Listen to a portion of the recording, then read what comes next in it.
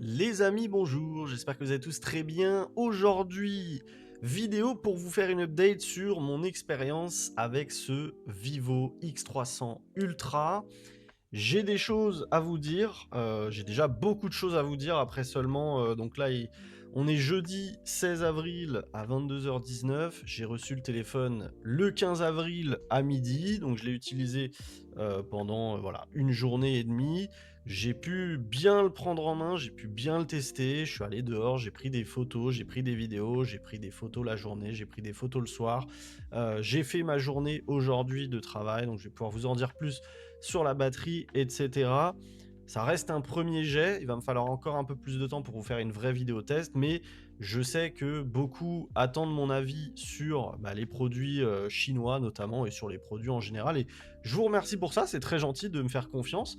Maintenant, bien évidemment les amis, je vous invite toujours à comparer, à regarder les vidéos de différents youtubeurs, etc. Histoire de pas avoir forcément un avis biaisé, je le rappelle, mais je suis pas journaliste, mon avis n'est pas neutre.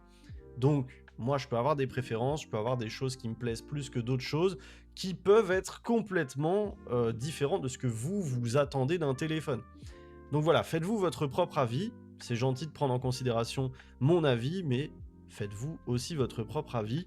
Bref, les amis, n'oubliez pas, comme d'habitude, lâchez le petit like, le petit abonnement, le petit boost. Je sais même plus dans quel ordre je sais plus dans quel ordre faut dire ça.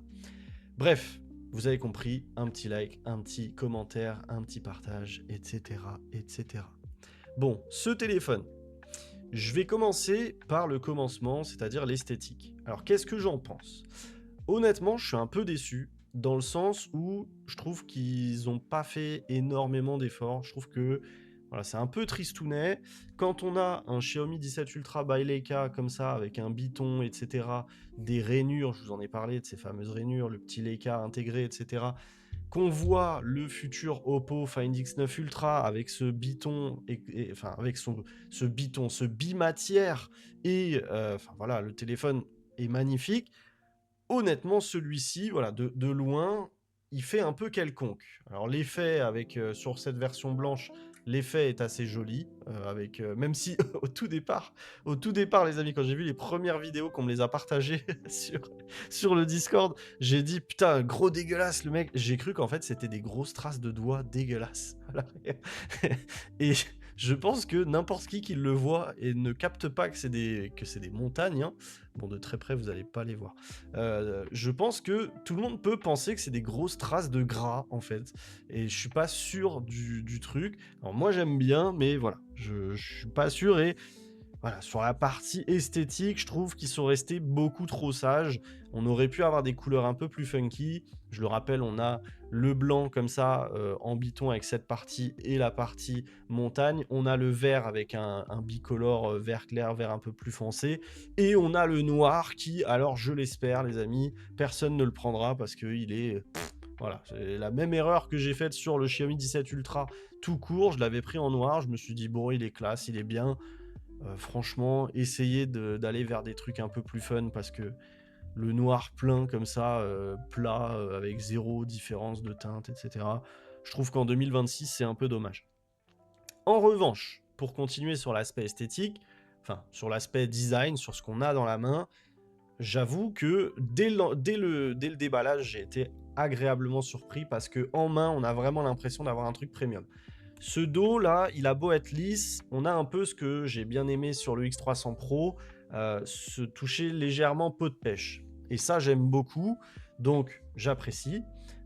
Et globalement, on a un téléphone qui est assez lourd, donc c'est cool. Franchement, après, il y a des gens qui aiment bien léger, etc. Moi, plus le temps est passé, plus j'ai testé de téléphone, plus j'ai trouvé ça chiant d'avoir des téléphones légers. Pourquoi? Parce que léger, pour moi, ça fait cheap. J'ai envie, quand j'achète un téléphone à 1200 balles, j'ai envie d'avoir l'impression d'avoir un vrai truc, tu vois. Et ce téléphone, il fait, je sais même plus combien il fait, je crois qu'il fait dans les 239 grammes.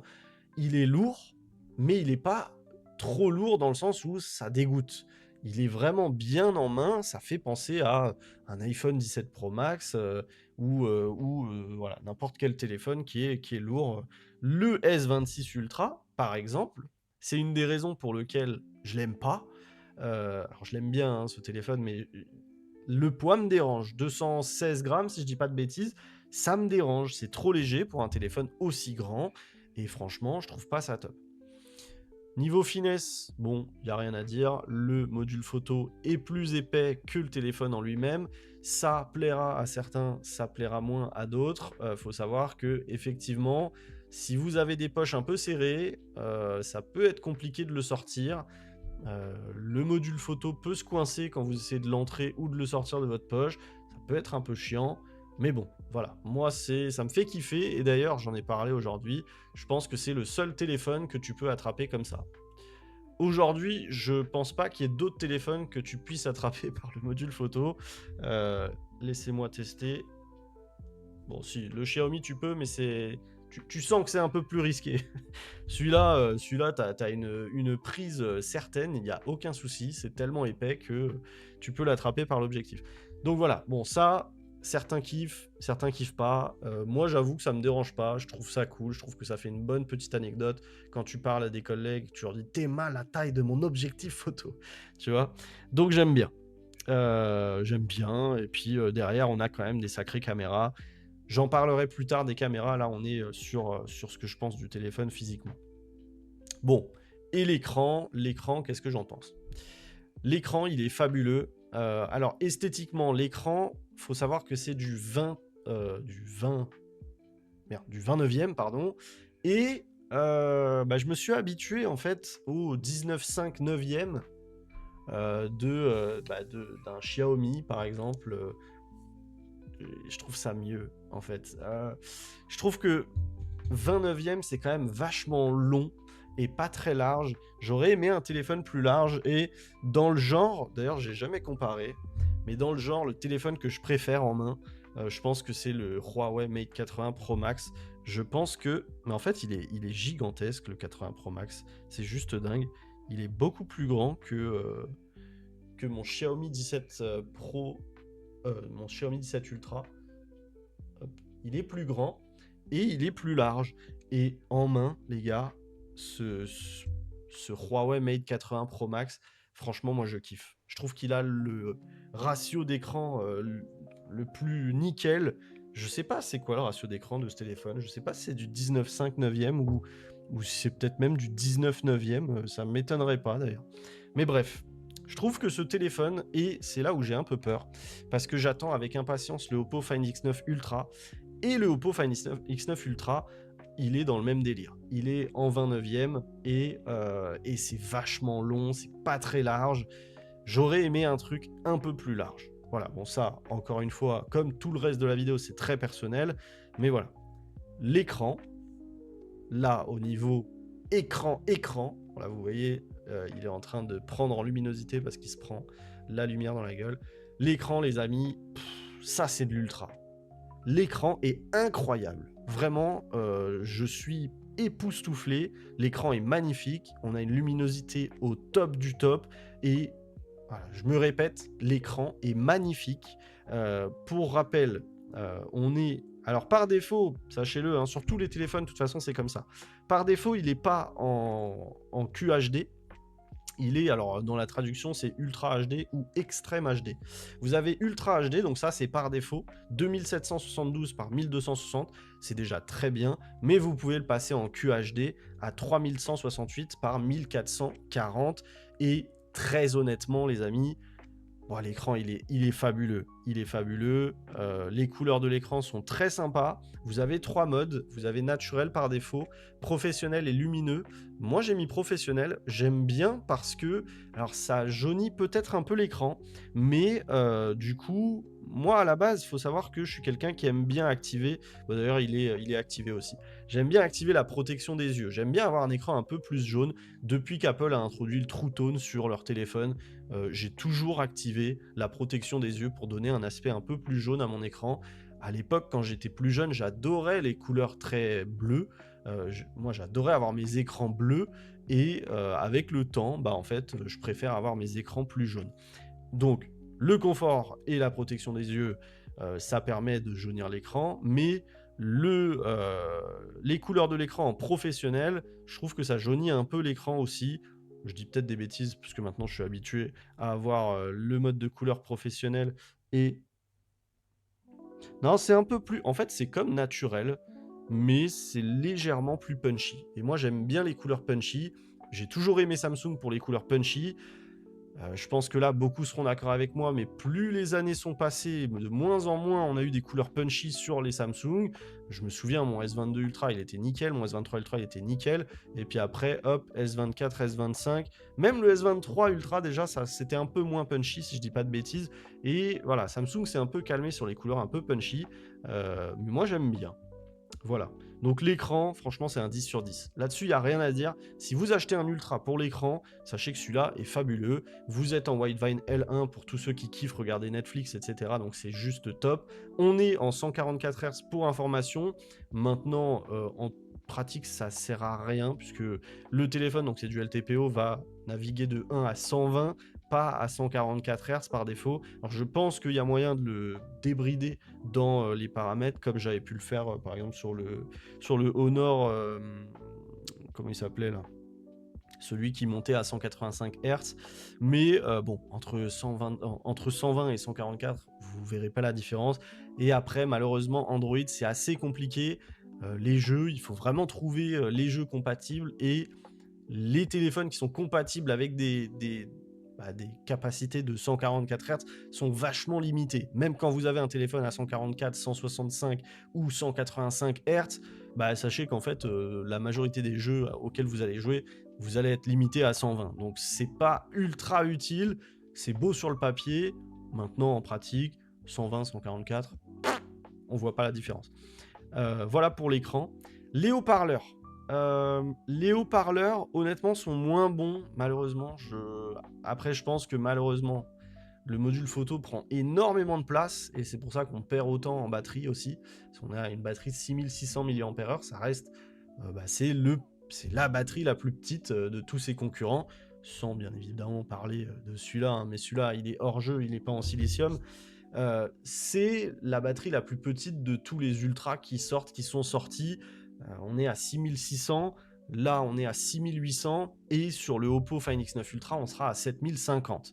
Clairement, voilà, je pense que ce module énorme doit compromettre la possibilité de mettre une batterie plus grande. Bref, je vais retourner sur le sujet de la batterie juste après. Je finis sur les haut-parleurs. Les haut-parleurs, malheureusement, ils sont pas aussi bons que ce qu'on a sur ce iQOO 15 Ultra et c'est assez décevant. Alors, ils sont pas décevants, mais c'est décevant de se dire que Vivo est capable de nous sortir des haut-parleurs qui sont excellents. Clairement, hein, j'en ai parlé à certains dans les commentaires. Moi, je trouve que les haut-parleurs du iQOO 15 Ultra sont meilleurs que les haut-parleurs du Honor Magic 8 Pro. Le Honor Magic 8 Pro, il est très bien, il va très fort et il a des basses dans le téléphone et ça, c'est incroyable. Mais le iQOO 15 Ultra a franchement une justesse dans le son qui est bien meilleure, un son qui va bien fort et qui sonne très très bien. Et franchement, ça fait ultra plaisir. Sur ce Vivo X300 Ultra, j'ai pas retrouvé la même chose. Voilà, on a un son qui est ok, on a un son qui est bon, mais c'est pas fabuleux. Je trouve qu'on a un son qui pète un peu plus vers le bas que vers le haut du téléphone. On a la possibilité de mettre différents équaliseurs, etc. Il y a 3 égaliseurs par défaut, il me semble. Où est-ce que c'était? J'en ai mis un qui me plaît bien, moi personnellement. Alors, je suis très tourné comme ça, je suis très tourné basse. D'ailleurs, si je tape basse, non. Où est-ce que c'est le son? Sonnerie et vibreur, peut-être? Qualité du son, son optimisé. Donc là, vous avez deux choses ici. Vous avez le son optimisé intelligent ou maestro, je vous laisse lire. J'ai laissé en intelligent. Et au niveau de la personnalisation du son, non, égaliseur, voilà. Vous avez par défaut, donc rien, forcément, comme sur tous les téléphones. Ensuite, vous avez basse puissante, aigu cristallin, voix claire, son e-sport. Et ensuite, vous pouvez personnaliser votre égaliseur comme vous le souhaitez. Moi, j'ai mis basse puissante. Franchement, j'aime bien. Voix aiguë, j'ai trouvé ça dégueulasse. Voix claire, pardon. Mais bref, bon, ça, c'est à la préférence de beaucoup. Moi, j'aime bien les basses, donc basse puissante, ça m'a bien plu. Mais voilà, je reste sur ma faim. J'aurais bien aimé retrouver les haut-parleurs du iQOO 15 Ultra sur ce X300 Ultra. Je le rappelle, iQOO 15 Ultra, iQOO, c'est la branche gamer de Vivo. Hein. C'est pour ça que je me permets de comparer. Hein. C'est la même entreprise. Pour ceux qui diraient bah oui, mais tu peux pas. Ouais, c'est la même entreprise. Euh, Ensuite, bon, je vais en venir à la batterie du coup. La batterie, pour cette première journée, elle s'est révélée assez décevante. Voilà, je vous en ai parlé. Xiaomi, avec ses 6800 mAh, m'a déçu également. Mais ça me surprend moins parce que Xiaomi, la batterie des Xiaomi m'a déçu sur absolument toute la gamme en dehors du Xiaomi 17 tout court. Le Xiaomi 17 Pro, le Xiaomi 17 Pro Max, le Xiaomi 17 Ultra, ce Xiaomi 17 Ultra by Leica, ils m'ont tous laissé sur ma faim, ils m'ont tous un peu déçu vu la taille de la batterie. Ça reste correct, je le précise, et encore une fois, je me permets de me répéter, l'utilisation de votre batterie, l'autonomie que vous avez avec votre batterie, c'est très personnel, ça dépend d'un nombre infini de critères, de où vous habitez, de ce que vous faites dans la journée, de ce qui vous entoure, des antennes qui sont présentes autour de vous, de comment votre téléphone se connecte, des applis que vous téléchargez, etc., etc., etc. Donc, c'est très personnel, mais ce qui est sûr, en tout cas, c'est que moi, j'ai la même utilisation avec tous mes téléphones. Mes journées, c'est toujours plus ou moins la même chose. Je fais toujours plus ou moins la même chose. Donc, quand je vous dis que celui-ci, il est décevant et que derrière, vous me commentez « Ah bah le mien, c'est un chameau », oui, très bien, mais ce que je vous dis, c'est quoi? C'est que si votre Xiaomi 17 Ultra vous tient une journée et demie tranquille et que vous estimez que c'est un chameau, bah, ce OnePlus 15T, lui, c'est un triple dromadaire. Celui-là, c'est un truc de fou. Quand moi, je tiens 2 jours tranquille avec ça, et qu'avec ça, je tiens la journée difficilement, dites-vous que si vous tenez une journée et demie avec ça, vous tiendrez probablement 3 jours avec ça. C'est là-dessus où il faut faire le comparatif, en fait. Quand je vous dis que celui-ci est meilleur que celui-ci, dites-vous juste que si vous en avez un sur deux, voilà, vous faites le comparo vis-à-vis de votre utilisation à vous. C'est la seule donnée réelle que je peux vous donner. Je ne peux pas vous donner des données réelles. Il n'y a pas de... Une autonomie, c'est pas de la science infuse. Je sais pas comment dire, mais bref. Voilà, donc niveau autonomie, voilà, je suis resté sur ma faim. Bon, j'ai dû le charger plus tôt que prévu aujourd'hui parce que j'ai filmé quelques plans dehors pour vous faire des shorts. J'ai fait du CapCut et tout, donc ça flingue un peu la batterie. Mais quoi qu'il arrive, voilà, quand je suis rentré chez moi ce soir vers 18h30, il me restait, je crois, 32-35% de batterie. C'est franchement pas terrible. C'est franchement pas terrible. C'est pas fou. Je pense pouvoir faire la journée, mais c'est en n'utilisant pas les caméras, c'est en n'utilisant pas tout plein de choses. Un point important, on me parle beaucoup de chauffe. Alors, je sais pas si c'est quelque chose que j'ai dit sur ma vidéo ou pas qui vous a tous fait peur, mais le téléphone ne chauffe pas plus que ça, ne chauffe pas plus qu'un autre. J'ai d'ailleurs fait un test Antutu juste avant, et j'ai scoré à 3 700 758 000, et le téléphone n'est monté qu'à 45,6 degrés. C'est franchement pas énorme, les amis, pour un Snapdragon 8 Gen 5, 8 Elite Gen 5, c'est franchement pas énorme. Un OnePlus 15, moi, je l'ai fait monter à plus de 47 degrés, et il faisait moins chaud que ça à l'époque où j'avais le OnePlus 15. Donc, c'est à savoir, il n'y a rien d'alarmant au niveau de la chauffe. J'ai pas constaté, j'ai beaucoup filmé avec le téléphone hier soir, et j'ai pas constaté qu'il chauffait plus que ça pendant le film. Moi, ça me paraît tout à fait normal. Rien d'alarmant, rien de plus qu'un autre téléphone. Voilà, on a des téléphones qui s'en sortent mieux. Sur ce sujet, celui-ci là, il s'en sort très très bien. Mais voilà, c'est sûr, on n'est pas sur la meilleure chambre à vapeur du monde. Mais franchement, il n'y a absolument rien d'alarmant. Et par rapport à tous ces concurrents chinois, il se place au même niveau, voire un peu mieux que certains. Le OnePlus 15T par exemple, le OnePlus 15T ou le OnePlus 15, voilà. Même, bon, je suis en train de réfléchir, mais non, bon bref, il se place très bien, il monte à 45, même vous me parlez de 47 degrés, mais sachez-le, 47 degrés sur un pic, c'est pas grave, hein. C'est pas très grave. Voilà, donc au niveau de la chauffe, moi je suis pas inquiet du tout. Au niveau du logiciel, je vais pas vous en reparler plus que ça, mais OriginOS, moi je kiffe. Vraiment, c'est un pur régal, cet OS.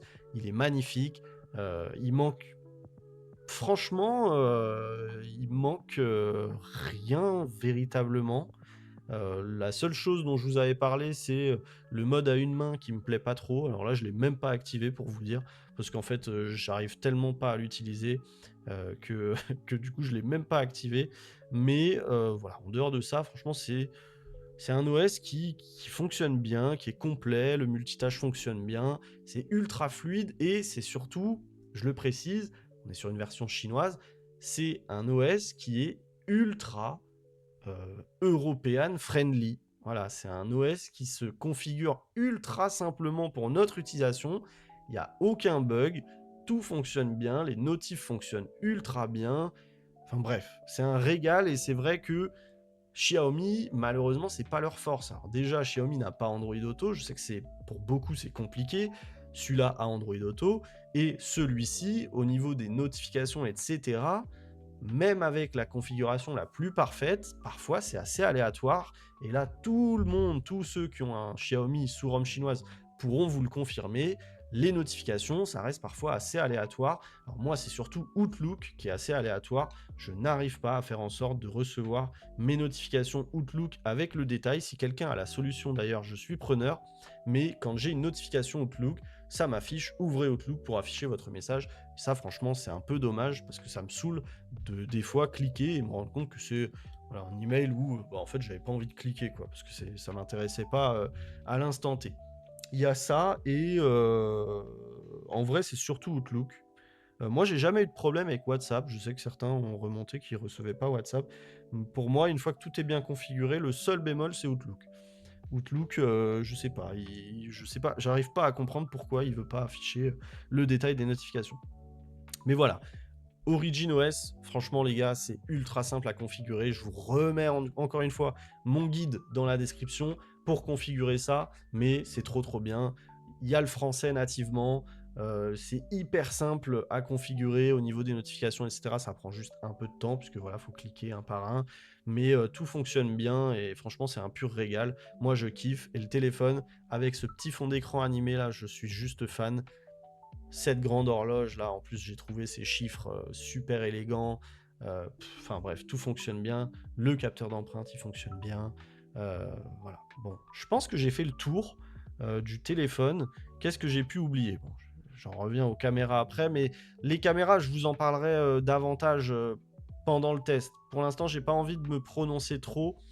Pourquoi? Parce que j'ai pas encore eu le temps de m'y pencher énormément. J'ai passé beaucoup de temps à filmer hier, mais je faisais aussi un comparo avec le Xiaomi et quand j'ai filmé, je me suis rendu compte après coup que malheureusement, je vous en ai souvent parlé, hein, quand on filme sur le téléphone, on peut avoir l'impression que c'est beau, que c'est bien, et cetera et quand on regarde sur le PC ensuite, on se rend compte que voilà, les couleurs, elles ont changé, machin et c'est pas tellement super. Je me suis rendu compte que malheureusement, le mode par défaut, qui est le mode vif, et ben en fait, je le préfère au mode authentique. Donc on a deux modes Zeiss, le vif et le authentique, alors qui étrangement, alors ça doit être une référence Zeiss, le Blue Image. On a le vif et le authentique, et en fait le authentique, bah je trouve que le rendu est pas ouf. Je trouve qu'il est trop plat, pas assez vivant, et voilà, vous me l'avez remonté. Il y a deux personnes qui me l'ont remonté sur ma vidéo de déballage sur l'intro. C'est vrai que je suis extrêmement blanc et je pensais que c'était bien. Et en fait, c'est vrai que non, je suis trop blanc par rapport à la réalité où je suis un peu plus rose. Et du coup, voilà, je pense que je vais refaire des photos, refaire des vidéos en changeant de mode. Mais sur il y a des choses sur lesquelles je peux me prononcer. Clairement, c'est sur la qualité et sur l'effet bokeh naturel de ce téléphone. Que ce soit le grand angle ou le téléobjectif, c'est vraiment beau. Je vous partage très rapidement mon écran, histoire de vous montrer ce dont je parle, mais il y a vraiment des trucs qui sont impressionnants. Voilà, au niveau de ces images, là je suis sur le x1 et ensuite je suis sur le téléobjectif. Que ce soit le x1, donc le x1 c'était un 35 mm les amis, je vais y revenir juste après. Le 35 mm il est exceptionnel, on a un effet bokeh qui est incroyable et un détourage du sujet qui est fascinant. que ce soit ce 35 mm grand angle ou le téléobjectif. Le détourage, l'effet bokeh est fascinant, les détails sont incroyables. Et voilà, je vais zoomer un peu, vous laissez le temps parce que je suis sur Google Photos de charger. Bon, malheureusement, sur Google Photos, je sais pas pourquoi il me laisse pas zoomer plus, mais on a un détourage qui est juste parfait. Et pour l'avoir comparé au Xiaomi 17 Ultra en temps réel, du coup, sur les mêmes photos, je peux vous dire que le Vivo met une claque au Xiaomi 17 Ultra. Là, je vais passer sur sur le téléobjectif et juste regarder, hein. Il y a un exercice qui est ultra pas simple. Déjà, bah, alors c'est les lunettes. Les lunettes, c'est pas simple à détourer parce que vous le voyez, l'intérieur n'est pas détouré ici, c'est bien. Et regardez les petits poils ici, il n'y en a aucun qui est mal détouré. En fait, si vous regardez l'image, il n'y a rien qui est mal détouré. Il n'y a rien qui a été flouté par erreur. Et ça, franchement, chapeau, parce que le rendu est juste trop propre. C'est vraiment, vraiment, vraiment impressionnant. Donc là-dessus, moi, je valide à fond. Maintenant, la colorimétrie, sur les photos, je la trouve bien, honnêtement. Bon, là, on avait des petites bêtes qui volaient devant moi tout le long. La colorimétrie, moi, je la trouve très bien sur les photos. Franchement, les photos, je les trouve assez impressionnantes. Il me semble que j'ai refait des photos avec moins de bokeh.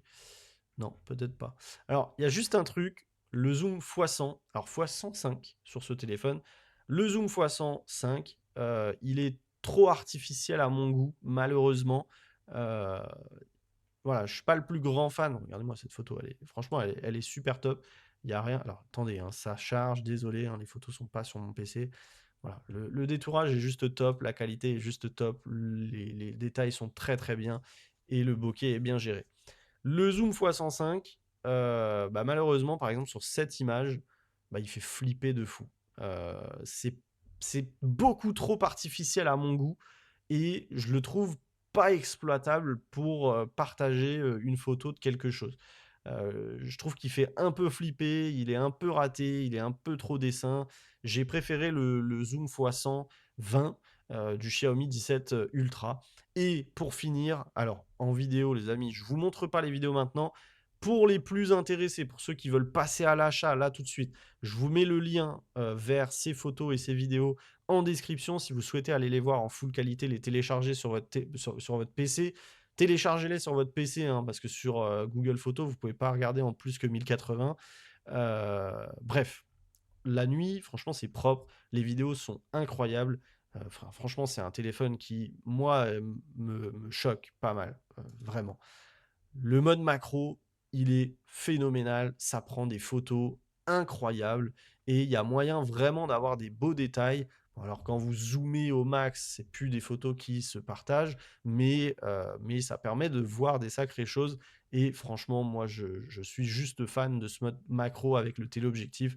C'est vraiment ultra propre. Regardez, hein, franchement, il n'y a rien à dire. J'ai pas de mots à prononcer. Bref, je voulais vous montrer une dernière chose. Je sais plus c'était quoi. Donc si je tombe dessus, je vais savoir vous dire. Non, je sais plus c'était quoi.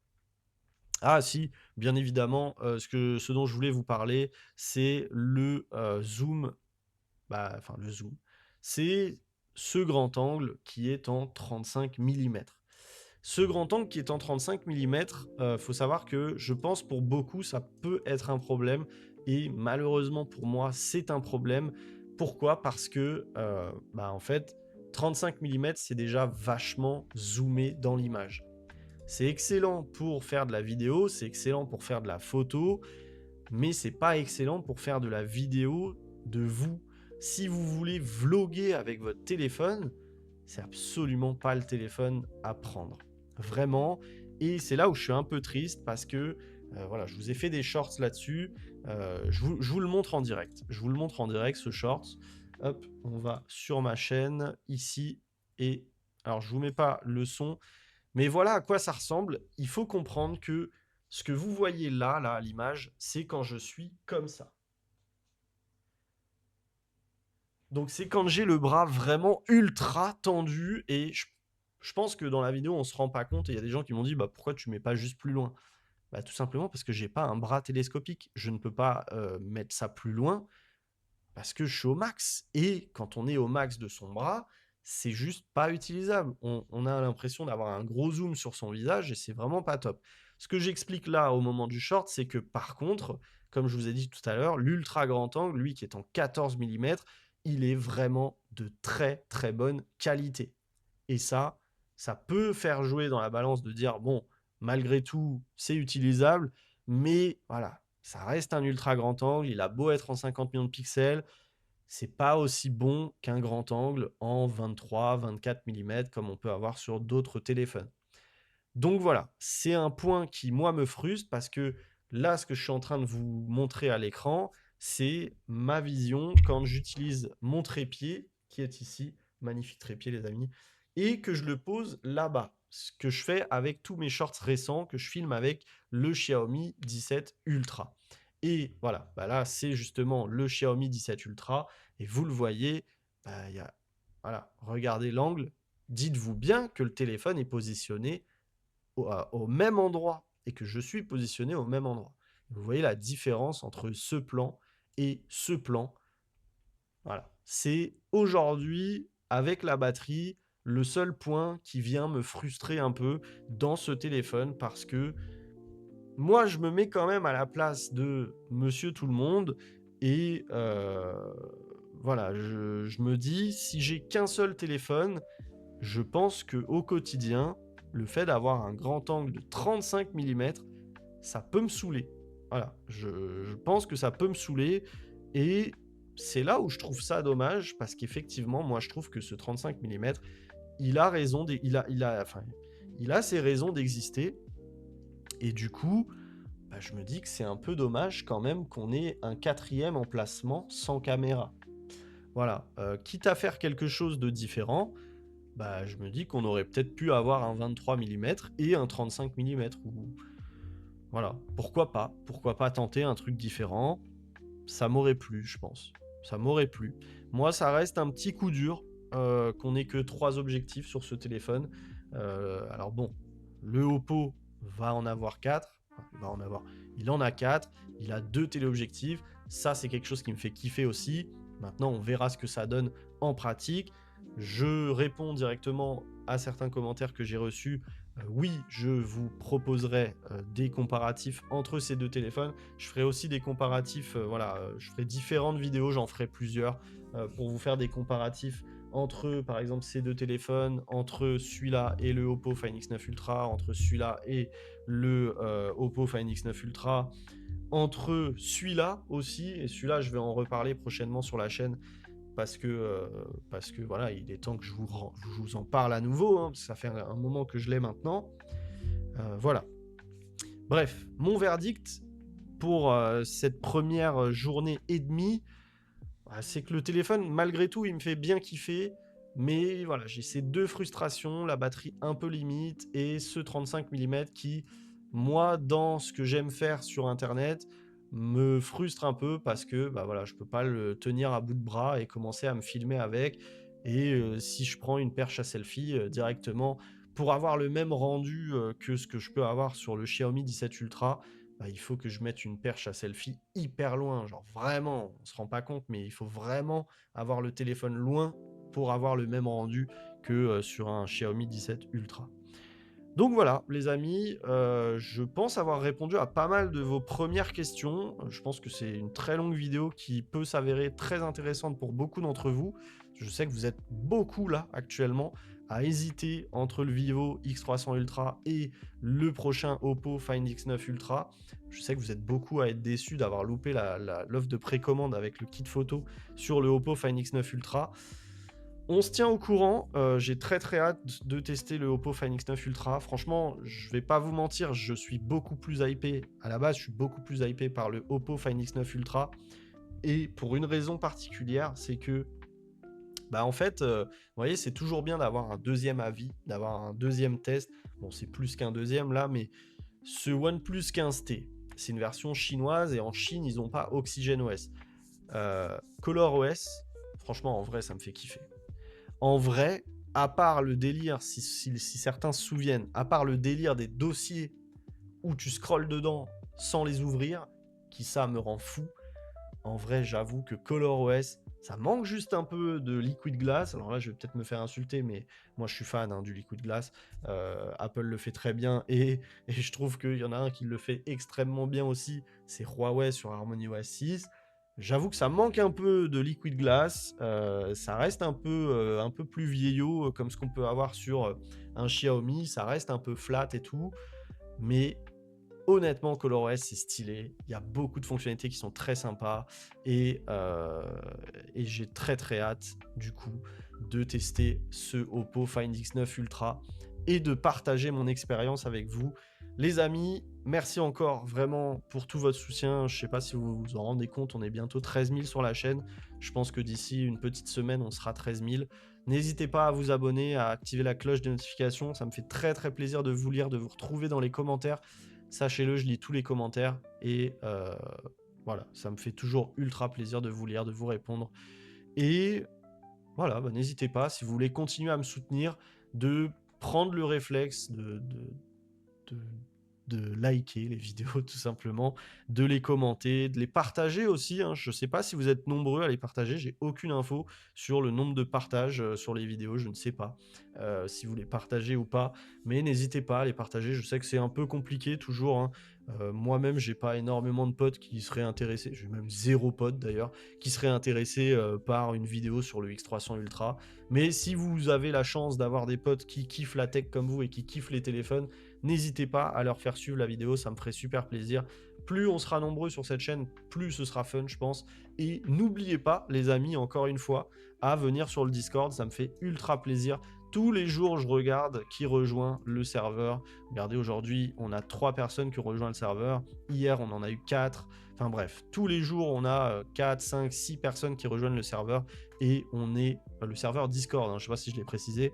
Et on est, je crois, bientôt 900 sur le serveur. J'ai très très hâte qu'on soit 1000. Ça va être stylé d'être 1000 sur le serveur. On est en train de créer vraiment une belle communauté. Alors, on a beaucoup de gens qui rejoignent et qui parlent pas. Mais bon, si vous lisez, déjà, c'est bien. Et puis, n'hésitez pas. Est-ce que ça vous plairait que je vous fasse une vidéo ou un short pour vous expliquer comment fonctionne Discord et comment fonctionne le serveur? Je pense à ça parce que je sais que vous êtes beaucoup à avoir l'initiative de vous créer un compte, hyper simple, mais vous comprenez rien à Discord. Il n'y a aucun souci, si vous avez envie que je vous explique comment fonctionne le Discord, je le ferai avec plaisir, mais venez, ça c'est le plus important. Et puis voilà, enjoy. Merci d'avoir regardé cette vidéo. N'oubliez pas de liker, je vous retrouve très prochainement pour une nouvelle vidéo. C'était Sanac, à très très vite. Et si vous avez la moindre question, que ce soit en commentaire ou Discord, vous aurez votre réponse. Allez, ciao ciao les amis, c'était Sanac.